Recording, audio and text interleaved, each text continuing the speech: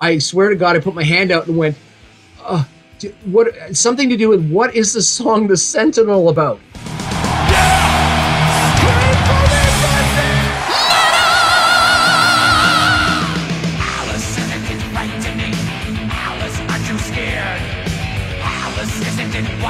I know that one of your biggest idols is Glenn Tipton, and how has that been for you as such a fan, seeing Glenn struggle with several health issues, and then the spillover effect that has had on Judas Priest, a band that you toured with when you just got started. So that must be maybe an emotional journey as well. You know what? It's for everybody. Everybody's had 1, 2, 3 or more personal things gone wrong in the last few years. You know, the death of Alexi Laiho, he was a friend, and not just somebody I met at concerts. Alexi was actually a good friend of mine for a long time.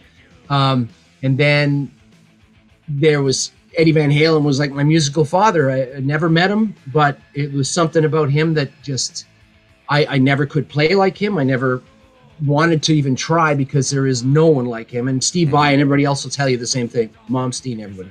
But that was devastating. Coronavirus thing, devastating. My wife caught it. One of the kids caught it, and then the second kid caught the next one, and you know, things. But another one was friends of mine were, you know, Alexi passing, Eddie passing. Friends of mine were having some real struggles during this COVID thing. Friends of mine in the music business and promoters and agents, but mainly bands, musicians, and a lot of people that you and I would think are rich or set for life and doing great were not. And then, of course, Glenn Tipton, of course, back to the main subject, is he brought us on our first tour. And I remember with them, we did a couple tours with them in Europe. And way back then, we had our second album out called Never Never Land in 1990. They put Painkiller out in 90 as well. They did their US tour. And then, you know, we had our biggest album at the time, which in Europe and Japan, but Europe was huge. Like, we were a, quote, big band when we were a pretty small to medium band on that album in North America. We still did great. We were on the MTV Headbangers Ball and Much Music in Canada, but we weren't a Megadeth or Slayer. Sure. But it was like, oh, I think this band might be the next one, kind of thing. And so we did well, but Europe was a different story. We were pretty damn big for 4 albums over there. And that one, we even had a choice. Manager calls up and goes, ZZ Top, ZZ Top, Megadeth, and Judas Priest all asked you to tour with them. And I'm like, okay, I get 2 of those, but wait a second. So give me the other one. And there was a connection to ZZ Top and our management. And I was like, I would love to be exposed to all these new fans, all 98% girls probably. But the second we go on stage and hit one chord, we're done. So it was cool that it was politically set up, but I immediately jumped for, I mean, come on, Painkiller.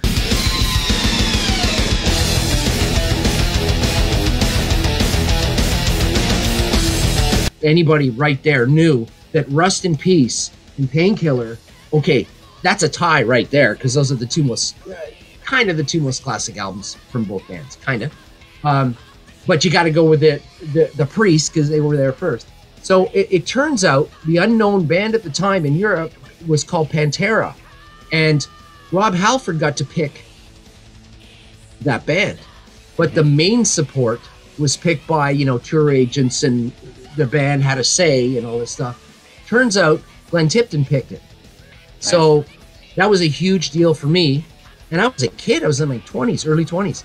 And I remember the first time I met him was at the warm-up gig, which was probably only 10,000 people for a warm-up gig in Scandinavia. And meeting him for the first time, he's in his brown leather jacket and KK's there, and I'm like shaking and everything. And I go into the dressing room and I'm taken in to meet Mr. Tipton. And I swear to God, I put my hand out and went, something to do with what is the song "The Sentinel" about? I mean, it's one of those typical things where if it was on film, you'd think I was on drugs or mentally ill, or I had a problem. And what it was I was so blown away at this guy that I just spit out the first thing I said was basically my favorite song is a tie between, in metal, is a tie between The Sentinel and Hallowed Be Thy Name by Maiden. Okay. And when I saw Tipton, I was like, that's the only thing I could utter.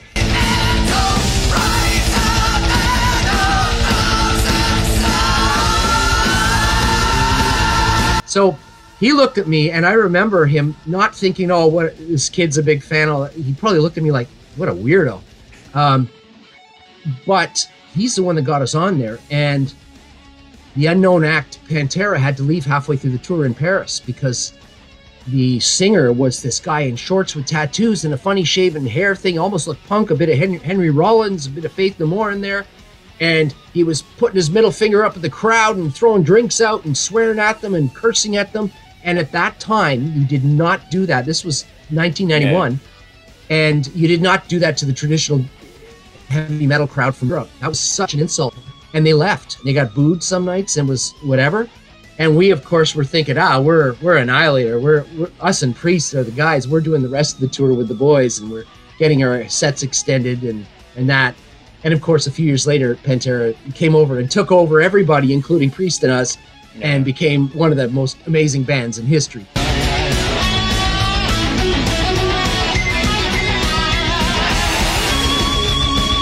So that's a good lesson for when you think some band is maybe not going to make it. Watch what happens, right? But so that was just the most amazing. It's still the number one thing in my career. That's got to be. And meeting some famous people on there, Madonna, Rod Stewart, Robert Plant, all these people, because of that tour, right, was just mind-blowing for a kid from Canada playing thrash and heavy metal. Then fast forward to 2004, he asked again for us to come on that Reunited tour when Halford rejoined. And I was like, you're kidding me. After all this time, like, you want us back? So twice lucky. Come on. That was just insane. And also the other thing is about Glenn that comes to mind is Eddie Van Halen. I've always like blabbed about he's my father, musical father. Basically, he had all three: the rhythm, the lead, and the songwriting.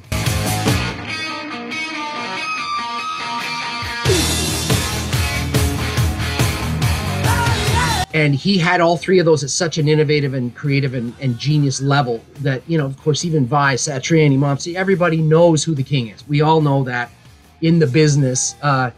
Any younger players or musicians that don't know will find out in the next 20, 30 years about the mighty Van Halen. They'll be forced to, and they'll be forced to sit back and go, oh man, I didn't think these guys were that good. Roth was the best for 6 years in a row, 78 on into his solo career. But basically, for guitar, Eddie Van Halen was number one, despite what Rolling Stone and all these other people think. But I tell you, I was asked many years and decades ago, who's the best metal guitar player? And people will go Tony Iommi because he was the founder. But for the level of that, the Eddie Van Halen of heavy metal, more modern heavy metal, because back in the Van Halen day, Motley Crue and Van Halen were called heavy metal. Yeah, for sure. Or heavy metal, real heavy metal. Tipton wins it all because he had the most amazing riffs and rhythm playing and innovative. He had these incredible bluesy solos up until Painkiller, and then all of a sudden he completely sat down and practiced for a year, and all of a sudden got influenced probably by Paul Gilbert's and the Racer X guys from Scott Travis's influence. And Tipton comes out, already could have died and been a legend at what he'd done on the blues end. And he comes out and shows all the young guys and everybody, even older guitar players, that you may have one style and one thing, but you can completely do a 180 and change it and be the best at it. He turns around and does this Painkiller solo that blew everyone's mind.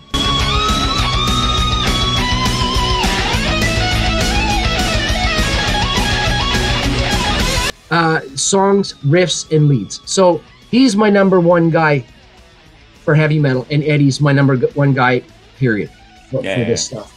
So, of course, it was sad to see Glenn fade away in the live stuff. I'm sure he's got, and his playing, I'm sure, is not what it was, but it was really, really cool to see him following the tours and being a part of it and there and getting up and playing some songs and all that. For sure. Yeah, just love to him because, okay, last sentence. I know I'll shut up and give you a second. If you think about, if I rewind, I keep going with my band. We were kind of out of the States since 1993, 92. We haven't really been there. Nobody, unless you discover the internet or you're above 45 years old, would have ever heard of us. But we had this career that got bigger and bigger, even in Europe. went down for 10 years from 97 to 2007, and then started climbing again. And it's mind-blowing because I literally have only had to just tour in one continent to make a career out of this and have a nice lifestyle and hire some great musicians and get to relax and make records. And I mean, what a life.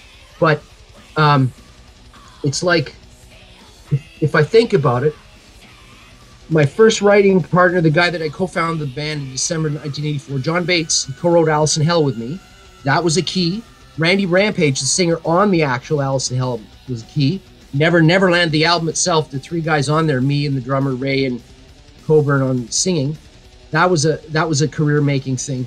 And then Roadrunner for those albums was the big push. That was a key for us. But Glenn Tipton was a huge one on that Painkiller tour because that set us up to be able to be a band where European fans could see, wait, these guys don't have a big stage show. They just have a bunch of white lights, and there's a big black curtain behind them.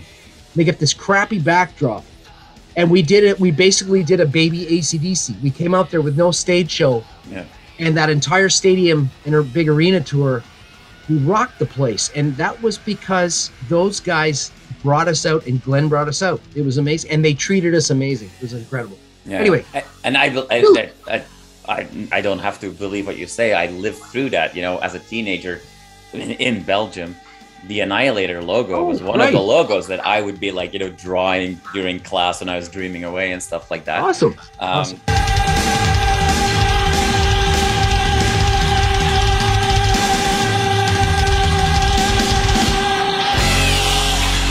You are awesome for watching this video. Click right here to see more content like it and subscribe to the channel.